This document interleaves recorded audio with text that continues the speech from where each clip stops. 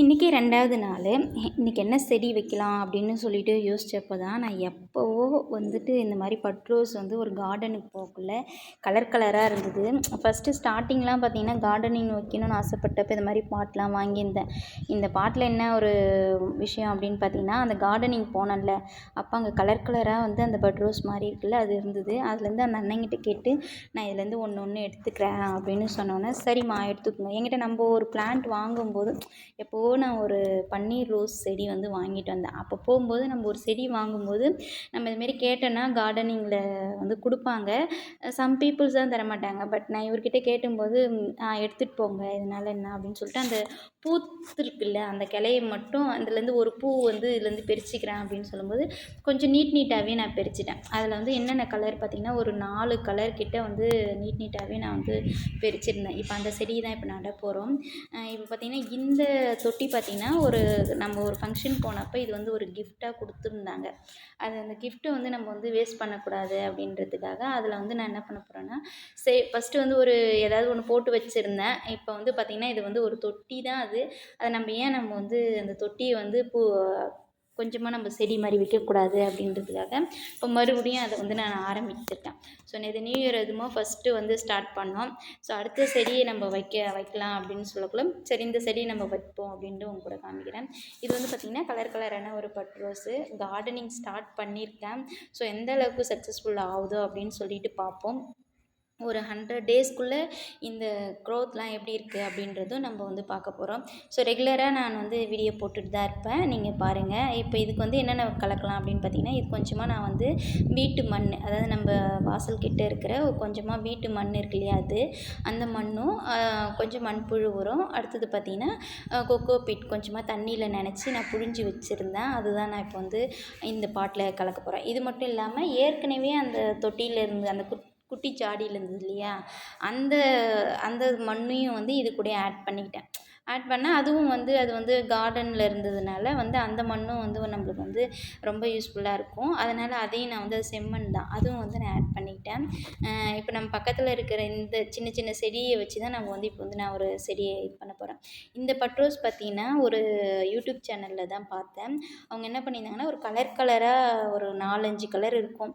அந்த கலரில் இருக்கிற எல்லா கலரையும் இந்த மாதிரி ஒரே இதுவாக வச்சுட்டு இந்த மாதிரி சுருட்டிட்டு ஒரே தொட்டியிலே வச்சுருந்தாங்க. பார்த்தோன்னா கலராக அந்த ரோஸ் வந்து பூத்து இருந்தது. ஸோ இது எப்படி இருக்கும்னு சொல்லிட்டு நம்ம வந்து இந்த செடியை வந்து நல்லா ஃபுல்லாக வந்து வாட்ச் பண்ணுவோம்.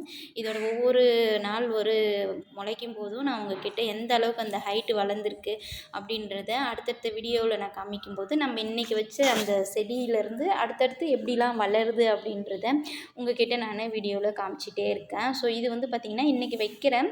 இது வந்து எத்தனை நாளில் பூக்குது அப்படின்றத நம்ம கவுண்ட் பண்ணிக்கிட்டே வரலாம். இது வந்து பார்த்திங்கன்னா ஜனவரி 2ஆம் தேதி. ஸோ ஒரு செடி வைக்கிறோம் அப்படின்னா இதுவும் தான் நான் வந்து யூடியூப்பில் வந்து பார்த்து தான் மாடி தோட்டம் அமைக்கிறது எப்படி அப்படின்றத பார்த்துட்டு இருந்தேன். அவங்க தான் சொன்னாங்க ஒரு 4:30 மணிக்கு மேலே தான் நம்ம வந்து செடி அது மாதிரிலாம் வந்து நம்ம பிளான்ட்டே வைக்கணுமா. அப்போ தான் வந்து சூரியன் வந்து உதிக்கும் போது வச்சோம் அப்படின்னா அந்த செடி வந்து வெயில் அதிகமாக பட்டு கருகிறதுக்கு வாய்ப்புகள் அதிகம். அதனால் ஈவினிங் டைமில் நம்ம வந்து இது மாதிரி செடியெலாம் நடவு பண்ணோம் அப்படின்னா நம்மளுக்கு வந்து அது வந்து நல்ல நைட் டைமில் கூலிங் ஆகி செடி வந்து நல்லா குளிர்ந்து காலையில் சூரியன் வரும்போது அந்த செடி நல்லா ஃப்ரெஷ்ஷாக இருக்கும் அப்படின்னு சொல்லிட்டு ஒரு யூடியூப் சேனலில் ஒரு பிரபலமான ஒரு கார்டனிங் சேனல் தான்.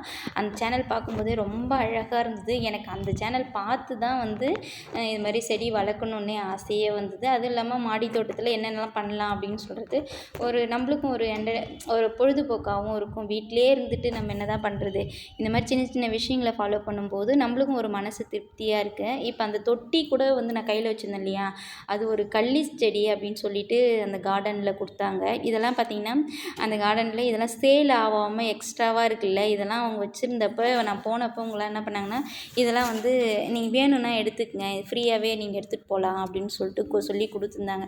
இது ஆக்சுவலாக வாஸ்து அப்படி இப்படின்னு சொல்லிட்டு இருந்தார் அவர். இருந்தாலும் அந்த கள்ளிச்செடி பார்க்குறதுக்கு ரொம்ப அழகாக இருந்தது. குட்டிக்கான ஒரு செடி, அது எவ்வளோ ரேட்டு அதுமாரிலாம் தெரியல.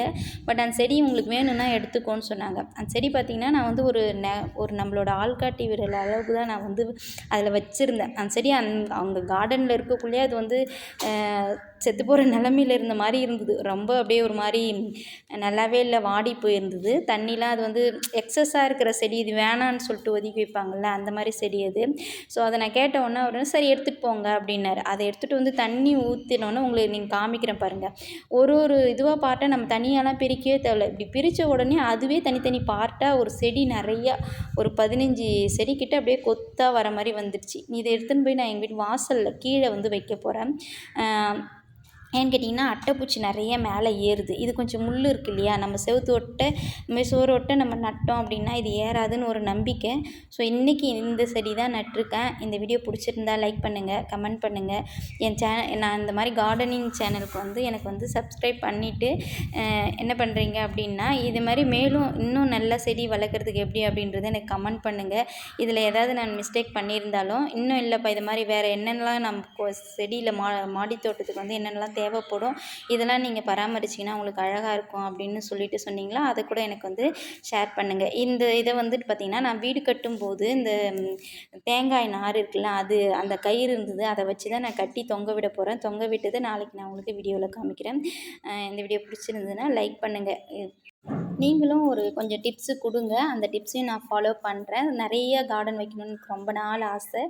இதுக்கும் நீங்கள் வந்து டிப்ஸு கொடுத்தீங்கன்னா அதையும் நான் ஃபாலோ பண்ண போகிறேன். தேங்க்யூ. இதுதாங்க அந்த கயிறு. நாளைக்கு தொங்க விட்டுட்டு உங்கள்கிட்ட காமிக்கிறேன்.